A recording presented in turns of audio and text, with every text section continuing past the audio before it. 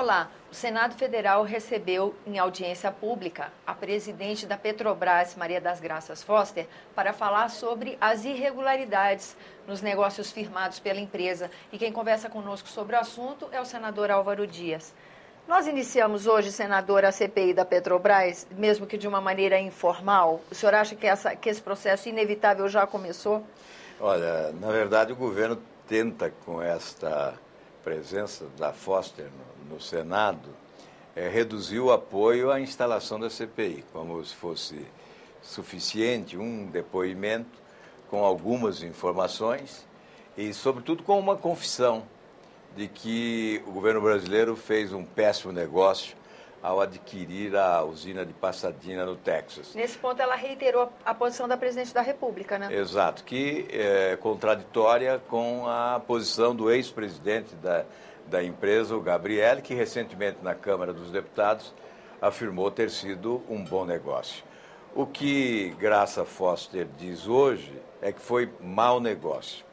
E fala em números, né? O que a presidente hoje disse foi que o preço final da refinaria chegou a 1 bilhão e 180 mil dólares, não é? Mas nós temos outros números. Ela não contabilizou nesse valor final despesa com a assunção de passivos da Astra. Ao adquirir a empresa, assumiu também o seu passivo.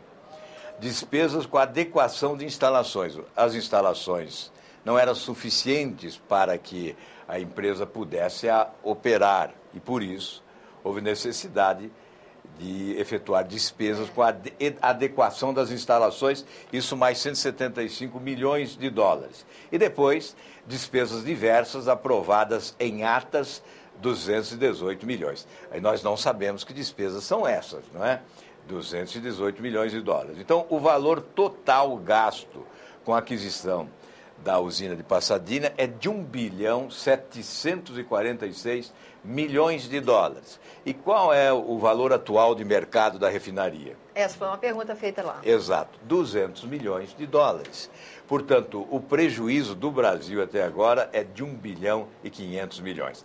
Bem, a presidente reconhece que foi um mau negócio. Mas e agora? E as providências para ressarcimento aos cofres públicos? Quem vai pagar esse prejuízo? É o povo brasileiro? Quem é responsável por essa operação desastrada? Para onde foi esse dinheiro? Por que se fez essa operação? Se não há segurança de natureza técnica, se não há conveniência de natureza econômica, por que se fez esse negócio da forma com que foi feito? A presidente Dilma disse: olha, o relatório apresentava falhas. E, de uma certa maneira, a presidenta Graça Foster falou a mesma coisa, né? Porque ela disse que se tivesse todos os dados como tem, não teria feito o negócio. Bom, e quem é responsável pelo relatório? Evidentemente, o responsável direto é um nomeado pela gestora. A gestora, à época, do setor Dilma Rousseff. É evidente que não se deve transferir responsabilidade. A responsabilidade também é dela. Se ela nomeou, devia ter confiança plena. Se assinou sem conhecer detalhadamente, é porque também manifestava a sua conveniência. Depois que houve a denúncia, o responsável foi punido? Não, ele apenas foi transferido de função. O senhor Cerveró não foi demitido. Apesar de reconhecerem o erro, ele não foi demitido. E ele continua em cargo de chefia, né? Só agora, recentemente, é que ele se afastou da empresa. Ele ocupava cargo de chefia até recentemente, até a explosão desse escândalo através da imprensa. Portanto, a CPI se justifica por todas as razões. Os valores são monumentais. Fala-se em 500 milhões de dólares de prejuízo como se fosse uma gorjeta, uma simples gorjeta. 500 milhões de dólares são 500 milhões de dólares. Não há como ignorar.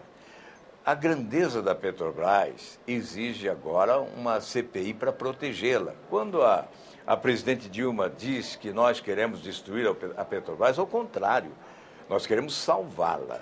porque a continuar nesse ritmo, ela será lançada no abismo administrativo, no abismo ético, não é? E nós não queremos isso com a Petrobras.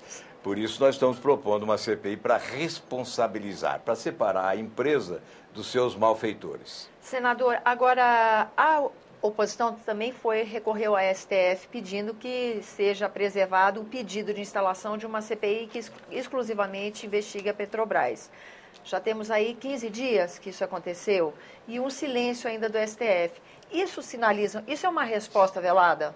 Olha, eu imagino que estamos prestes, né, até porque a ministra Rosa Weber pediu explicações do presidente Renan Calheiros que já foram encaminhadas a ela. Então, nós estamos prestes a ter uma decisão do Supremo. Eu espero que essa decisão guarde uma relação estreitada com a jurisprudência existente, não afronte a jurisprudência. É uma jurisprudência rica, que consolida esse conceito, essa tese, esse entendimento de que CPI só com fato determinado e fatos conexos ligados ao principal. Isso é CPI. CPI com respaldo constitucional. O que querem alguns do governo é uma CPI ampliada. E não só sob o ponto de vista da objetividade, ela é um desastre, porque quando se quer abraçar o mundo não se chega a lugar nenhum em matéria de CPI, mas principalmente porque ela afronta a Constituição. E nós temos que respeitar as normas constitucionais, não é? Então, ministros como Paulo Brossard, enfim, e tantos outros que já se pronunciaram a respeito, são qualificados e possuem autoridade para emitir juízo de valor em relação a esse impasse. Esse impasse jurídico tem que ser superado rapidamente para que essa instituição possa dar conta de uma missão importante, que é de fiscalizar o Executivo, especialmente quando há uma denúncia de tal gravidade. Senador, muito obrigada pela sua presença aqui no nosso programa. Eu que agradeço. Um abraço. A você que nos acompanha, muito obrigada pela atenção. Esse é o programa Argumento, eu sou Tânia Horman e você pode participar do nosso trabalho enviando sugestões ou críticas para 0800 61 2211 ou acessando senado.leg.br/TV. Até a próxima.